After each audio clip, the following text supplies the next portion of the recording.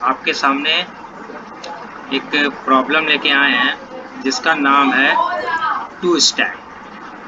तो game of to stack जो एक प्रॉब्लम है, तो इस प्रॉब्लम में क्या कह रहा है, Alexa has two stack of not negative integer. तो उसके बाद दो स्टैक हैं नॉट नेगेटिव इंटीजर में।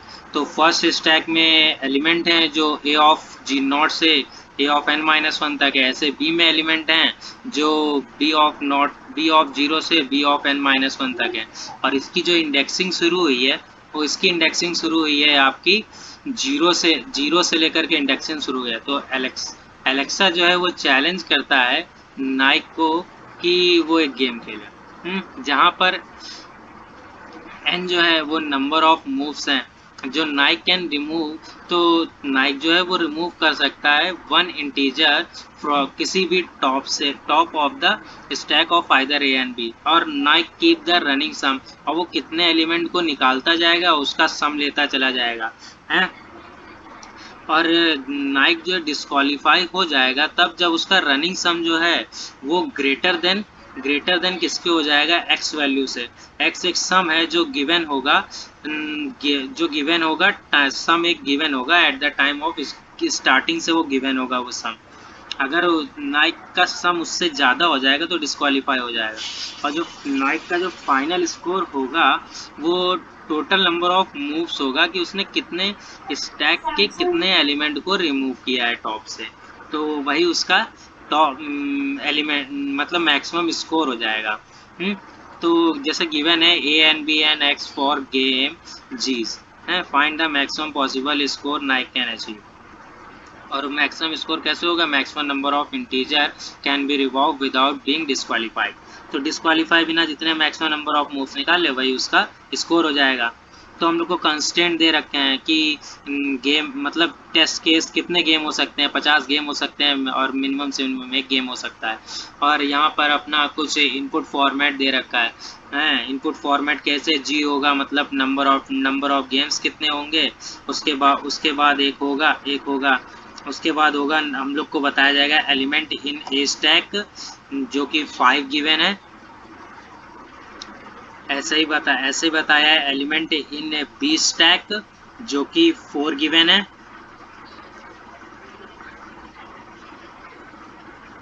ऐसे ही हमको बताया है एक बताया है 10 क्या है अपना मतलब एक्स वैल्यू है।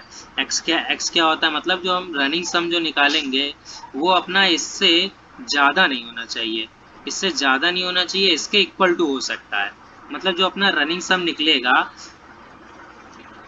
रनिंग सम निकलेगा ना वो मतलब इसके या तो इक्वल टू हो जाए या तो इससे कम रहे, कभी भी इससे ज़्यादा ना हो पाए। तो ऐसा केस हम लोग को निकालना है।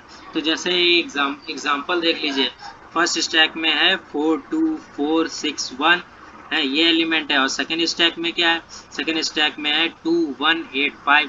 तो हम लोग को ऐसे रिमूव करना है कि मैक्सिमम से मैक्सिमम स्टेप निकल सके। तो जैसे कि हम अगर रिमूव कर दें, जैसे इसमें बताया है कि कैसे रिमूव करें। तो सबसे पहले जैसे हमने 4 2 4 इसको रिमूव किया तो अपने पास 3 आएगा। और वो अपने सम के इक्वल टू भी होगा और तीन स्टेपें भी लग जाएंगी। तो 4 स्टेप कैसे आए, तो जो मेरा सॉल्यूशन है कि हम लोग फर्स्ट स्टेप को पहले पूरा ट्राइवर्स तब तक कर लेंगे जब तक उसकी सम की वैल्यू उसके इक्वल टू या उससे कम एक्स तक नहीं आती। और जैसे ही आती है तो फिर हम लोग सेकेंड स्टैक के पहले एलिमेंट में जाएंगे और फिर उसको जो एक्स की वैल्यू हमको पास मतलब जो एक्स की वैल्यू बची हुई है उसमें अगर वो माइनस आ रही है तो एक एक स्टैक से जो हमने लास्ट में जहाँ गए हैं वहाँ से एक एलिमेंट को हटाते चले जाएंगे और दूसरे वाले एलिमेंट को लेते चले जाएंगे। चलिए देखते हैं कैसे कर रहे हैं इस चीज़ को। तो इस चीज़ को करने के लिए सबसे पहले गिवन है एक जी क्या है अपने में, जी है मतलब नंबर ऑफ गेम्स, हम लोग कितने गेम खेले। अभी तो 1 है मतलब एक ही गेम खेला जिसमें हमको एक n गिवन है, एक m गिवन है, एक x गिवन है। जहाँ पर n अपना क्या है, n है अपने पास कितने कितने एलिमेंट होंगे ए स्टैक में, बी है एन एम है अपने पास कितने एलिमेंट होंगे बी स्टैक में, और एक्स क्या है, एक्स है अपने पास 10। तो सम का मतलब बेसिकली क्या मतलब कितने एलिमेंट निकालने हैं, और टॉप दोनों के स्टैक से, टॉप ऑफ द स्टैक से हम कितने एलिमेंट निकाल सकते हैं कि, और कि अपना जो सम है वो सम के इक्वल टू, रनिंग जो सम है वो सम के इक्वल टू हो जाए और उससे बड़ा भी ना रहे। उसके लिए सबसे पहले हमने बी के सारे एलिमेंट, ए के सारे एलिमेंट निकाल लिए। कब तक निकाले, जब तक निकाले, तब तक निकाले हमने जब तक उसकी जो वैल्यू है, मतलब जो अपना रनिंग सम जो हम निकाल रहे हैं उसकी जो वैल्यू है वो x के, वो जो गिवन है वो x के इक्वल टू हो या उसके कम हो। उसके लिए हमने एक उसमें से माइनस करते गए हर एक एलिमेंट को जो a में प्रेजेंट है। तो और हमने चेक किया अगर उसकी वैल्यू उससे ज़्यादा मतलब कम आ गई तो हम ब्रेक कर देंगे। जैसे हमने सबसे पहले 4 लिया, 4 को माइनस किया 10 में से तो आया 6, फिर हमने 2, फिर अपने 6 में से 2 को माइनस किया तो अपने पास आया 4, फिर हमने 4 में से 4 को माइनस किया तो अपने पास आया 0। और ऐसे अपना सम जो, ऐसे जो अपना आंसर मतलब कितनी बार चला, ये 3 एलिमेंट तक चल पाया तो आंसर में आ गया 3। उसके बाद x की वैल्यू क्या हो गई थी उस समय, x की वैल्यू हो गई थी उस समय 0। फिर तो फिर हमने, इसका मतलब क्या है, इसका मतलब ये है कि हमने फर्स्ट स्टैक के उन एलिमेंट को निकाला है कि तब तक जो अपना जो सम है वो अपना 0 या उससे बराबर, उसके बराबर ना, उससे कम ना आ गया, मतलब उसके बराबर ना हो गया। उसके बाद हमने सेकेंड स्टैक में गए भाई। सेकेंड स्टैक में जाने के लिए हमने फॉर लूप का यूज़ किया। उसके हर एक एलिमेंट को पिक किया। तो सबसे पहले हमने 4 पिक किया तो उसके लिए j की वैल्यू 1 हो गई, मतलब हम लोग b के फर्स्ट एलिमेंट में पहुंच गए। फिर हमने उसको माइनस किया, मतलब जो x था उसमें से फिर हमने उसको माइनस किया तो वो हो गया -2 हो गया। मतलब फिर हम लोग वाइल लूप में गए। ये वाइल लूप क्यों लगाया है, इसलिए लगाया है कि अगर जो सेकेंड स्टैक का एलिमेंट अगर निगेटिव कर रहा है अपने x को, है जो कि डिसक्वालीफाई के लिए डिसक्वालीफाई हो जाएगा, तो हम लोग फर्स्ट स्टैक के जो लास्ट एलिमेंट है उसको हम लोग हटा देंगे और इसको हम लोग एलिमेंट मान लेंगे जिसको हम रिमूव करना चाह रहे हैं। तो यही हमने किया। इसके करने के लिए यही हमने इसमें किया है। कैसे किया, ये हमने कैसे किया, ये हमने ऐसे किया कि तो उसको अपने मतलब ए ऑफ आई जो था अपना 4 था, हैं, तो सबसे पहले हमने उस एलिमेंट को डिलीट कर दिया। उस एलिमेंट को डिलीट करने का मतलब उसको हटा दिया। तो उस मतलब इस हटाने का मतलब एक तरीके से मतलब होता है कि हमने मतलब उसको दोबारा इंक्लूड कर दिया भाई सम में, मतलब वो हट गया, हमने उसको जोड़ा ही नहीं सम के टाइम पे।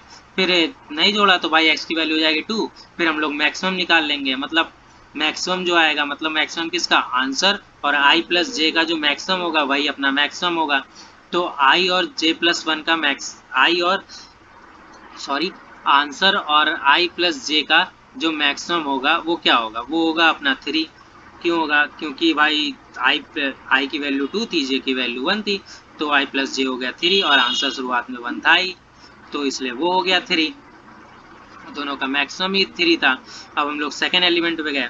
सेकेंड एलिमेंट को हम लोग चेक किए तो भाई सेकेंड एलिमेंट अपने पास 1 है।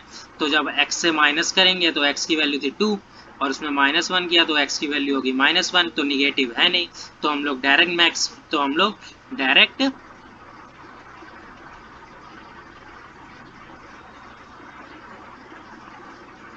मैक्स के पास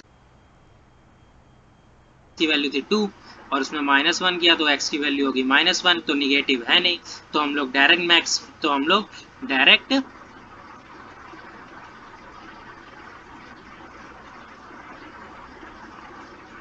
मैक्स के पास पहुंच जाएंगे। और फिर हम लोग मैक्स में देखेंगे, देखिए गलती से लिख गया, आंसर जो होगा यहाँ 3 होगा और i प्लस जे की वैल्यू होगी वो 4 होगी, क्योंकि j जो इंक्रीमेंट होकर 2 हो चुका है। तो और i अपना 2 था ही, क्योंकि डिक्रीमेंट हो गया था। तो इससे और i प्लस जे की जो वैल्यू थी वो आपकी 4 हो गई थी। तो उसके बाद हम लोग नेक्स्ट एलिमेंट में जाएंगे। तो उसके बाद हम लोग फिर बी स्टैक के नेक्स्ट एलिमेंट में गए जो कि अपने पास है 8। तो अब 8 क्या करेगा, x की वैल्यू अपने पास कितनी है, x की वैल्यू अपने पास है 1, तो उससे फिर सब्ट्रैक्ट होगा, मतलब सेकंड एलिमेंट को देख रहे हैं, सब्ट्रैक्ट होके वो -7 बन जाएगा। फिर हम लोग i की वैल्यू को डिक्रीमेंट कर देंगे क्योंकि x की वैल्यू नेगेटिव आ गई और i अपने पास अभी भी ग्रेटर देन 0 है। तो फिर अब सेकंड एलिमेंट अपने पास आ गया 2, फिर हम लोग 2 को रिमूव कर देंगे काउंटिंग से। जब 2 को रिमूव करेंगे तो क्या बच पाएगा अपने पास, तो अपने पास जब 2 को रिमूव करेंगे तो 2 को ऐड करना है। 2 को ऐड करने के बाद x की जो वैल्यू होगी वो अपने पास बच जाएगी -5, क्योंकि 2 को ऐड किया -7 में तो -5 आ गई। अब जो -7 है तो ये तो फिर से निगेटिव आ गया, तो फिर हम और i की वैल्यू अभी ग्रेटर देन 0 है तो i को इस बार डिक्रीमेंट कर देंगे। डिक्रीमेंट करके फिर हम लोग कहाँ ले आएंगे 0। फिर हम लोग डिक्रीमेंट इस बार करके -1 लिया है। फिर हम लोग ने चेक किया, फिर हम लोग ने क्या चेक किया, फिर हम लोग ने चेक किया कि अब अब i की वैल्यू क्या है, अब इस बार i की वैल्यू 0 है तो वहाँ जाएगा नहीं, लेकिन x पे तो लास्ट एलिमेंट पे तो जाएगा ही। तो जब लास्ट एलिमेंट पे जाएगा तो लास्ट एलिमेंट को देखेगा, लास्ट एलिमेंट है आपके पास 5, तो अब 5 को चेक करेगा और 5 को सबसे पहले सब्ट्रैक्ट करेगा। तो -1 में x की वैल्यू पहले थी -1, अब क्या होगी -6 हो जाएगी। लेकिन आपकी i अब मतलब कोई भी सेकंड में कोई भी बचा नहीं है जिसको आप रिमूव कर सकें, तो फिर आप पहले वाले में जाएंगे, तो इससे आप चेक करेंगे तो फिर आपकी मैक्सिमम वैल्यू आपकी थी 4 ही थी, मैक्सिमम वैल्यू 4 थी मैक्सिमम वैल्यू। तो फाइनल आपकी वैल्यू भी 4 ही आ जाएगी। ये देखिए, ये a ऑफ i की वैल्यू और x की वैल्यू -1 थी, फिर x की वैल्यू -6 थी। तो बेसिकली ये आपका वाइल लूप में गया ही नहीं, ये आपका वाइल लूप में गया नहीं, इसीलिए आपकी डायरेक्ट वैल्यू जो है वो फाइनल वैल्यू इंक्रीमेंट या डिक्रीमेंट या उसमें कोई मॉडिफिकेशन हुआ ही नहीं, तो फाइनल वैल्यू आपकी सीधे सीधे 4 हो गई। चलिए अब सॉल्यूशन की तरफ चलते हैं और देखते हैं कितने टेस्ट केस पास हो रहे हैं और क्या हो रहा है।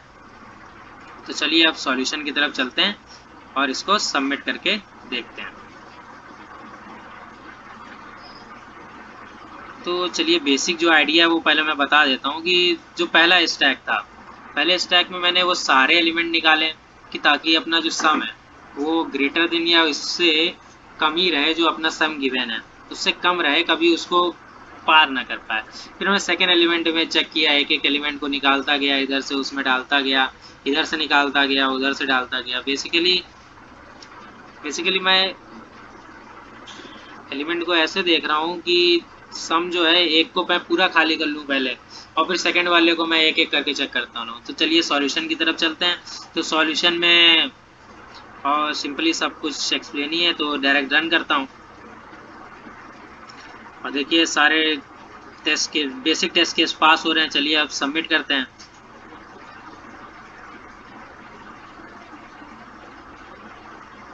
सारे टेस्ट केस पास हो गए।